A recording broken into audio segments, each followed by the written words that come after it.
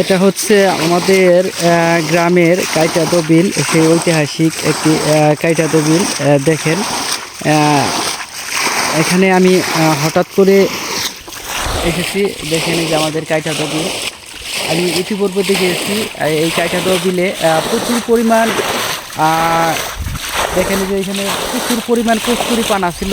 এবার কিন্তু কস্তুরি পানা কম, কারণ কস্তুরি পানাগুলো দেখেন এই যে গরুর খাওয়ার জন্য কেটে নিয়ে যাওয়া হয়েছে, এবং কি ওদিকে পানির ধার স্রোতের কারণে চলে গিয়েছে। আর আমাদের এই কাইটাদো বিলে কিন্তু প্রচুর পরিমাণ মাছ থাকতো। এখন আগের তুলনামূলকভাবে আগের মতো মাছ থাকে না, কারণ এই যে দেখেন এই যে মাছ মারার জন্য এই যে কি নিয়ে যেতেছে, এটা হচ্ছে কারেন্ট জাল। তারপরে বিভিন্ন প্রযুক্তির জাল আছে, যেটা হচ্ছে চায়না জাল। বিভিন্ন প্রযুক্তির জাল আসার কারণে এখন কিন্তু আমাদের বিলের কাইটাদো বিলের মাছগুলো এখন বিলুপ্তির দিকে। কারণ যে আগে যে প্রচুর পরিমাণ মাছ পাওয়া যেত, এখন এই মাছগুলো পাওয়া না, কারণ একটাই, সেটা হচ্ছে অত্যাধুনিক চায়না জালের প্রযুক্তি বাংলাদেশে চলে আসছে। এই চায়না জাল এখন এই বিলে পাতা হলে চারিদিকের যে মাছগুলো সে চায়না জালের ভিতরে আটকে যায়। শুধু মাছ না, কাঁকড়া, শামুক, সাপসহ এই চায়না জালে বন্দি হয়ে যায়। এটা একটি ফাঁদ, চায়না জাল। তারপরে আরও মাছ মারা যন্ত্র আছে, যেটা এই যে দেখেন যেখানে পরিত্যক্তভাবে পড়ে আছে, সেটা হচ্ছে ধোয়াই। এটাকে আমরা অনেকে ভিয়ারি বলে।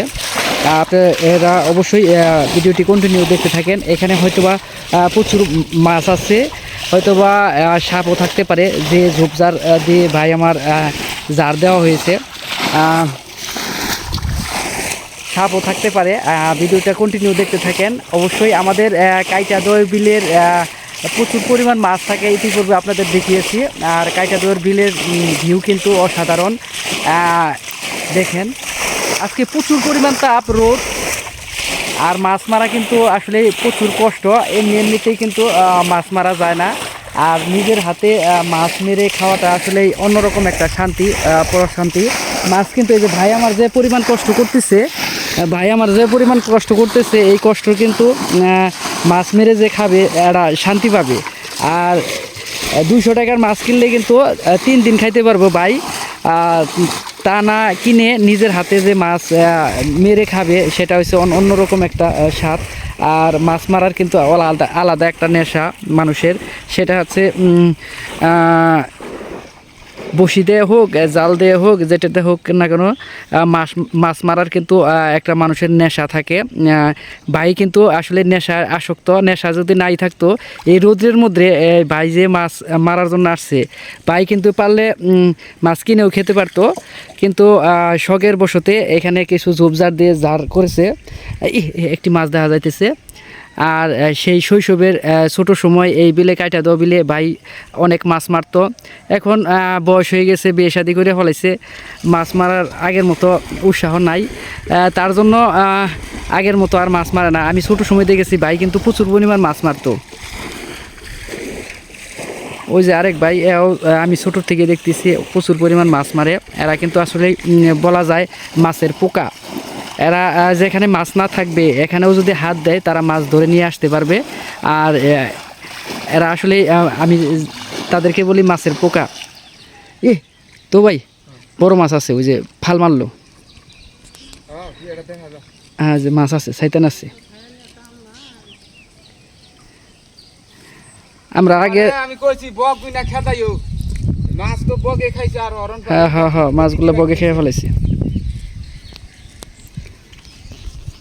প্রচুর মাছ। ভিডিওটি কন্টিনিউ দেখতে থাকেন। অবশ্যই এখানে কি পরিমাণ মাছ মারা হয় সেটা অবশ্যই আপনাদের দেখাবো, আর দেখতে থাকেন। প্রায় পানিটা শুকানোর কাছাকাছি, শুকিয়ে যাচ্ছে। আজকে কিন্তু প্রচুর পরিমাণ রোদ, দেখেন প্রচুর তাপ। এই তাপের মধ্যেও মাছ মারার একটা আসলে নেশা।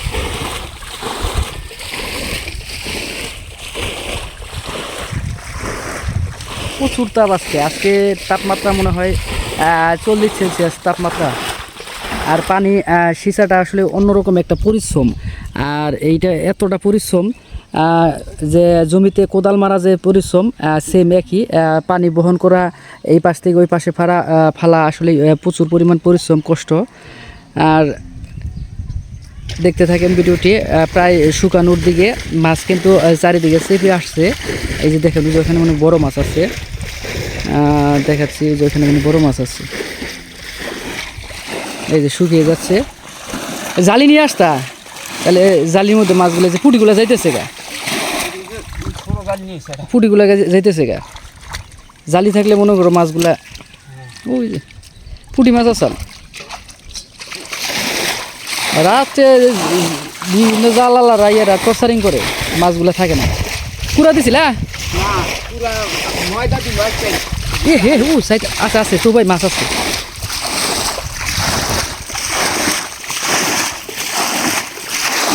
ওই এটা কি মাছ খাইতেন মনে হয়।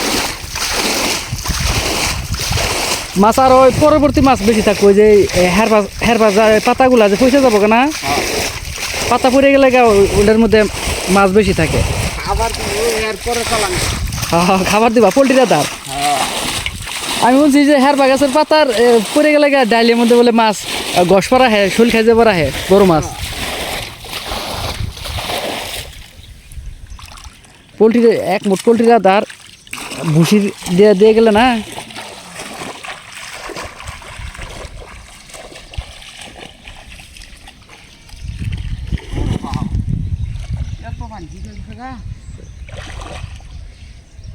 পানি চা পাইতেছে, কারণ পানি তো ই দিছে।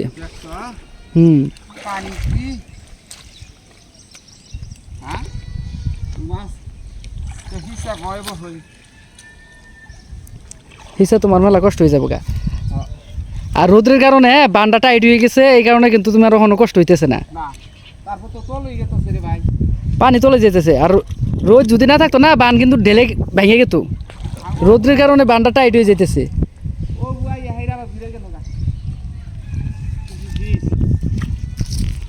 মানে যে পরিমাণ মাছ থাকার কথা সেই হিসেবে মাছ নাই, কেন রাত্রে হেরা এরা নাড়াচাড়া করে নো জাল পাতে কারেন্ট জাল ঘিরেন দিয়ে এরা চারি মোড়া কি করে বুঝছা, কারেন্ট জাল ঘিরেন দিয়ে আনু ঢেল দেয়।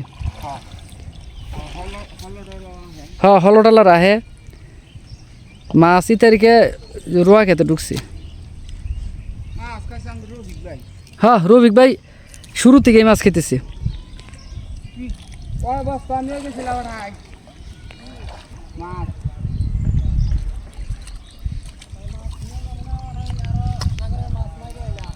কয় কি